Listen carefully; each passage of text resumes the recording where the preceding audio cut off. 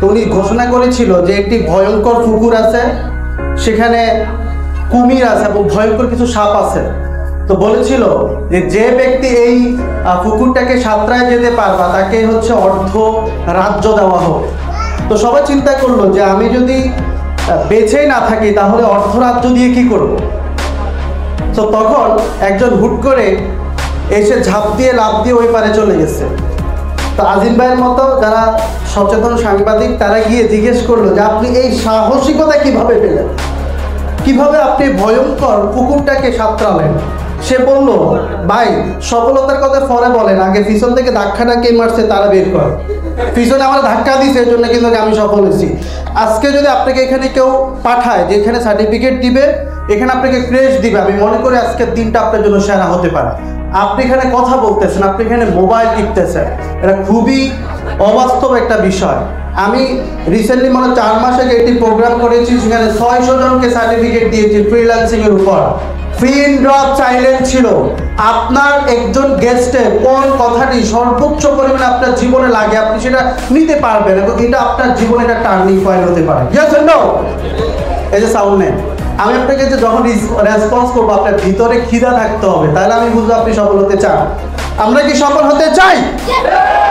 ইয়াসে এই যে Vienna school ভেঙে যাবে, সে বলবে ইয়াস আমার ভিতরে পাওয়ার আছে বলে, আমি খিদা আছে বলে আমি সফল হব। বিগত 5 বছর আগে আমি ওয়ালটনে ছিলাম, আমি মার্কেটিং একজন অফিসার ছিলাম। আজকে কিন্তু এই পর্যায়ে এসে আমি প্রায় 4000 শিক্ষার্থীকে ফ্রিল্যান্সিং এর প্রশিক্ষণ দিয়ে তাদেরকে আমি কিন্তু উদ্যোক্তা বানিয়েছি।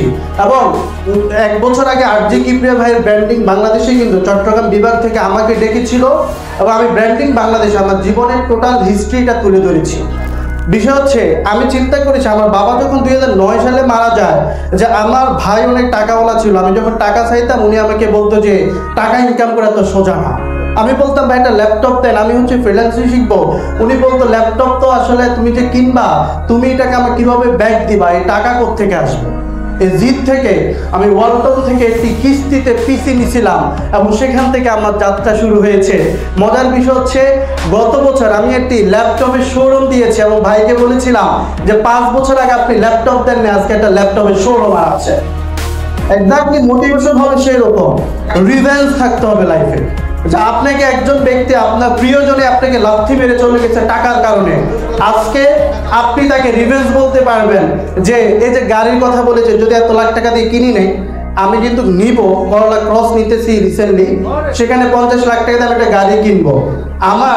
আমি একজন আমার একটা লাইফের আগের একটা প্রিভিয়াস লাভ হিস্টরি আছে, রাইট? তো সবারই থাকে।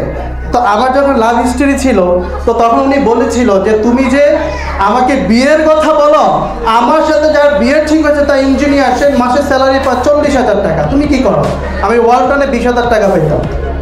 তো আমি যখন উনি আমার টোটাল সফলতা ব্র্যান্ডিং বাংলাদেশে সব কিছু দেখে উনিকে আমাকে নক দিয়েছিল, আমি বলেছি তুমি বলেছো তোমার হাজব্যান্ড 40,000 টাকা বেতন পায়, আজকে ড্রাইভারকে 40,000 টাকা বেতন দিয়ে আমি রিভেঞ্জ। এভাবে আপনাকে রিভেঞ্জ করতে হবে। সে আমার কাছে ফিরে আসছে, বাট আমি চাই নাই, আমি সামনের দিকে গিয়েছি। এবং বর্তমানে আমার 2টি শাখা আছে, প্রত্যেকটা বিভাগে আমাদের শাখা হচ্ছে, এখানে আমরা প্রত্যেকটা জায়গায় ট্রেনিং দিব। বিষয় হচ্ছে যেটা বলেছে যে আজকে যে দুনিয়া সেখানে ডিজিটালের দুনিয়া। আজকে বর্তমানে বাংলাদেশে প্রায় 84% মানুষ কম্পিউটার জানে না। যারা জানে তারা প্রত্যেকটা সেক্টরে কিন্তু নিজের একটা অবস্থান করতে পারে, তারা প্রত্যেকটা জায়গায় হচ্ছে এগিয়ে থাকে। গ্রাম অঞ্চলে 8% মানুষ কম্পিউটার জানে, এটা খুবই কম একটি সংখ্যা। আপনি যদি ইউরোপ অথবা আমেরিকা যান, সেখানে অনার্স শেষ করতে করতে মানুষ হচ্ছে কম্পিউটার বানায়, আর আমরা হচ্ছে অনার্স শেষ করার পর কম্পিউটার শিখতে যাই। That's the different. এবং আপনি যদি বলেন যে বাংলাদেশে 4 কোটি মানুষ ফেসবুক চালায় বর্তমানে, সেখানে ম্যাক্সিমাম মানুষ সেখানে রিলস দেখে দেখে অভ্যস্ত, ম্যাক্সিমাম মানুষ সেখানে টিকটক দেখতে দেখতে অভ্যস্ত। আপনি কি শিখছেন? আগামী আপনি যদি বলেন যে অনার্স শেষ করেছেন, আজকে হয়তো বাপের হোটেলে খাচ্ছেন, কিন্তু অনার্স শেষ করার পর আপনার মা আপনাকে বলবে যে তোমার মতো আর বোঝা আমি টানতে পারবো না। আপনার ভাই আপনাকে বলবো অনেক তো চালাইছি, এখন তুমি একটা কিছু করো। এটা কি শুনতে হবে? এটাকে আমরা কি শুনতে চাই? আমরা শুনতে চাই না। আমরা লাইফ চেঞ্জ করতে চাই।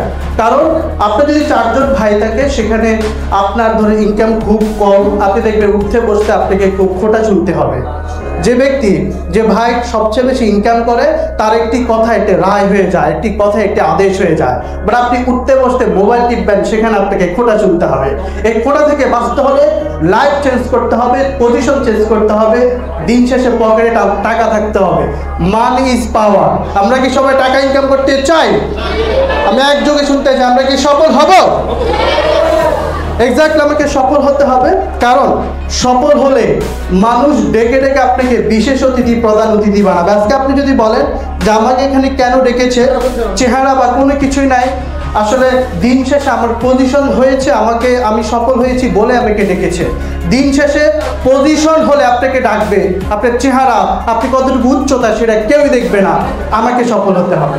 বাংলাদেশে অনার্স শেষ করা মানুষ প্রায় 47% মানুষ বর্তমানে বেকার আছে।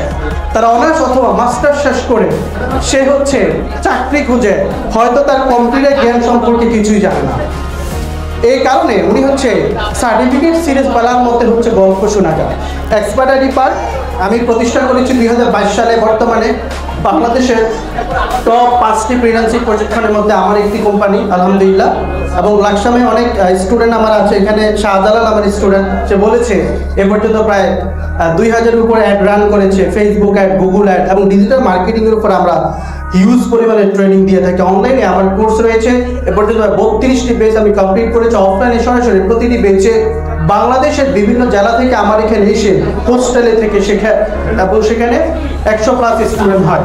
তো আমি আসলে জীবনে যদি আপনি বলেন পরিবর্তন কিভাবে হয়েছে, আমি পরিবর্তন করেছি শুধুমাত্র পরিশ্রম করে। প্রতিদিন 15 থেকে 16 ঘন্টা আমি সময় দিতাম, তারপরে কিন্তু আমি জীবনের পরিবর্তন করতে পেরেছি। আপনি যদি বলেন ভাই আমাকে সফলতার একটি সূত্র বলেন, আমি বলবো পরিশ্রম, পরিশ্রম এবং পরিশ্রম। আপনাকে পরিশ্রমের বিকল্প কোনো কিছুই নেই।